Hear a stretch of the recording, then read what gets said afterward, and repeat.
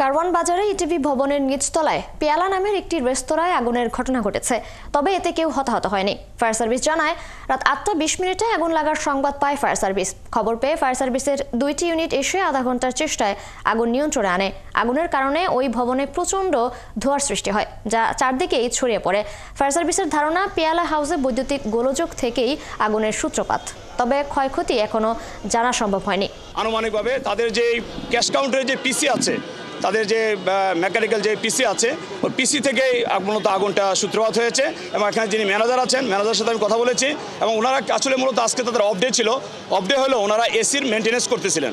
AC maintenance করে মাত্র ওনারা বাইরে গিয়েছেন, আর ততক্ষণে আগুনটা লেগে যায়। তো ওনারা প্রাথমিকভাবে চেষ্টা করেছেন বিভিন্ন ধরনের ফায়ার এক্সটিংগুইশার দিয়ে আগুনটাকে নির্বাপন করার, বাট ওনারা পারে নাই। আগুনটা যখন বেড়ে যায়, আমাদের কাছে ততক্ষণে ফোন চলে যায়, আমরা চলে আসি, এসে আমরা আগুনটাকে সম্পূর্ণভাবে নির্বাপন করি।